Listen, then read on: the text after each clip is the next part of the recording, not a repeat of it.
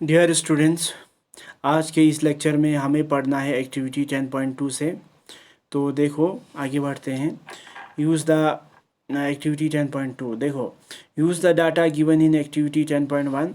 आपको एक्टिविटी 10.1 में जितने भी डाटा दिया गया है उसको इस्तेमाल करना है। यानी इस टेबल में देखो ये सारे डाटा है, इनको इस्तेमाल करना है। ठीक, हाँ, और 10.2 की एक्टिविटी को करना है।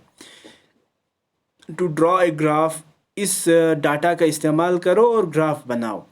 Take age is on the X axis. आप एक्स एक्सिस पर यानी इस लाइन पर आप एज लिखो। एज 8 ईयर, 9 ईयर, 10 ईयर, इस तरह से। And person growth in height on the Y axis. और वाई एक्सिस पर आपको क्या लिखना है? परसेंट हाइट, यानी कितना परसेंट ग्रोथ होते हैं। 60%, 70%, 75, 80, 85, इस तरह से आप यहाँ से परसेंट ग्रोथ लिखना है। Highlight the point representing your age on the graph.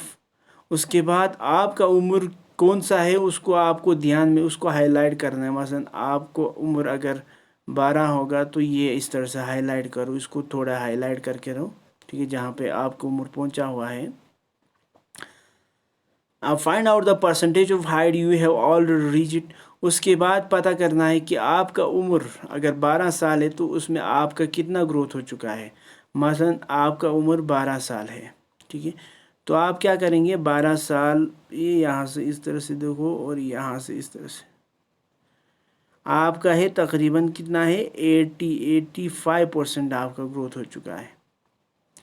ठीक है, 80 और 90 के बीच में 85% ग्रोथ आपको आ गया है। ठीक है, calculate the height you might actually reach. उसके बाद पता करना है कि आप कितने, आपको पूरा, जब आपका बॉडी पूरी तरह से ग्रो हो जाएगा तो आप कितने तक पहुंचेगा उसको कैलकुलेट करना है। कैलकुलेट कैसे करेंगे? कैलकुलेशन का फार्मूला हमने अभी इससे पहले वाले लेक्चर में डिस्कस किया है, यानी ये वाला है फार्मूला। अभी का हाइट देखना है, सेंटीमीटर नापो जैसे। ठीक है, कोई भी सेंटीमीटर होगा, उसके नीचे परसेंटेज कितना परसेंट, अभी हमने देखा 12 साल में कितना है, 85। आपने अगर आपका हाइट नापा होगा और 150 सेंटीमीटर होगा तो इस तरह से 100, तो फार्मूला का इसको सॉल्व करो, जो नंबर आएगा उतना ही आपका ग्रोथ हो जाएगा। इस तरह से आप पता लगा सकते हैं कि आपको कितना हाइट आएगा। Tally your graph with the one given here. आपको क्या करो, इस ग्राफ को टेली करो, थोड़ा मैच करो। ठीक है, फिगर 10.1 ये देखो। इनिशियली, शुरुआत में girls grow faster than boys. Girls जो है कुछ ग्रोथ रेट जो है गर्ल्स में थोड़ा ज़्यादा तेज़ होते हैं देन बॉयज़ पहले। बट लेकिन by about 18 years of age, लेकिन 18 साल की उम्र तक पहुंचते ही both reaches their maximum height. चाहे गर्ल्स हो चाहे बॉयज़ हो, दोनों क्या होते हैं? 100% उसका ग्रोथ हो जाते हैं, यानी बराबर का हाइट में आ जाते हैं। ठीक, लड़कियां जल्दी जल्दी ग्रो हो जाएगा, लेकिन 18 साल आने तक दोनों थोड़ा बैलेंस हो जाते हैं। The rate of growth in height का बढ़ जाना varies in different individuals. Her individuals में ये थोड़ा वेरी करेगा। सम में ग्रो सडनली एट प्यूबर्टी। कुछ क्या है, प्यूबर्टी की उम्र में एकदम ग्रो हो जाएगा। एंड देन स्लो डाउन, उसके बाद प्यूबर्टी उम्र ख़त्म होते ही आहिस्ता आहिस्ता ये क्या हो जाते हैं, ग्रोथ जो है थोड़ा कम माने लगते हैं। एकदम आ गया, फिर उसके बाद ग्रोथ एकदम रुक गया। ठीक है, slowly. And then slow down while others में ग्रो ग्रेजुअली। और किसी मतलब कुछ शख्स ऐसे हैं जिनमें ग्रोथ एकदम आ गया, फिर उसके बाद रुक गया, इस तरह से कम हो गया। कुछ शख्स ऐसे हैं जिसमें क्या है, वो ग्रोथ तेज़ी भी नहीं आएगा, ज़्यादा स्लो भी नहीं, बस अपने एक थोड़ा एक नॉर्मल स्पीड से ये बढ़ जाते हैं। इससे ग्रेजुअली ये क्या हो जाता है, हाइट बढ़ जाते हैं। ठीक, आई एम वरीड, में बहुत हैरान हूँ।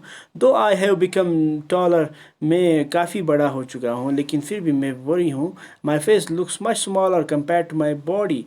मेरा चेहरा जो है काफ़ी स्मॉल दिखते हैं अगर मैं अपने बॉडी से कंपेयर करूँ तो, क्योंकि बॉडी में काफ़ी चेंजेस हुआ है, बॉडी बहुत ज़्यादा बड़ा हो गया है एज़ कम्पेयर टू फेस। और फेस को अगर देखें, फेस के हिसाब से तो अभी पूरी तरह से ग्रोथ नहीं आया है। तो देखो, there is no need for Saba to worry. Saba को इसमें वरी होने की, खौफ होने की कोई चिंता नहीं है, यानी उसको खौफ होने की कोई ज़रूरत नहीं है। क्यों? देखो, all four part of the body does not grow at same rate. Body का हर पार्ट, हर हिस्सा जो है एक ही साथ चेंज नहीं होते, एक ही साथ ग्रो नहीं करते हैं। समटाइम्स, कभी कभार, द आर्म्स और लेग्स और हैंड, कभी कभार आपका आर्म या लेग्स या हैंड या फीट ऑफ एडोलेसेंस या एडोलेसेंस का जो फीट लुक ओवर साइज्ड, वो बड़ा दिखता है। हाथ को देखेंगे बड़ा है, ठीक है, ठीक है। चेहरे को देखेंगे छोटा है एडोलेसेंस की उम्र में। And out of proportion with the body, और बॉडी के हिसाब से कंपैरिजन में ये कुछ ज़्यादा ही बड़ा दिखता है। आपका हाथ या पैर बड़ा दिखते हैं या आर्म्स बड़े दिखते हैं इस तरह से।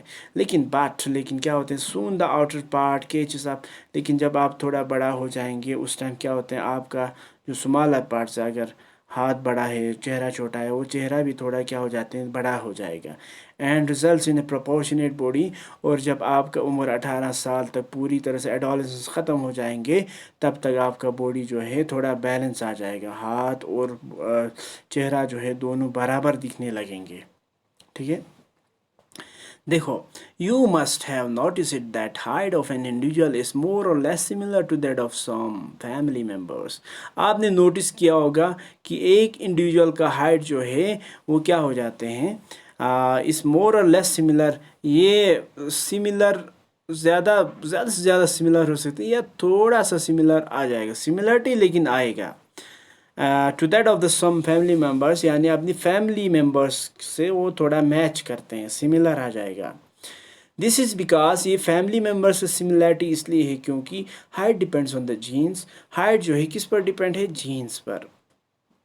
जीन्स क्या होते हैं, इनहेरिटेड फ्रॉम पेरेंट्स। जीन्स कहाँ से आए हैं, अगर ये पेरेंट होगा, ये ऑफस्प्रिंग होगा, बॉय होगा, गर्ल होगा, ठीक है। तो इस पेरेंट्स से जीन्स आते हैं, किस में पहुंचते हैं, इस बच्चे में पहुंचते हैं जीन्स।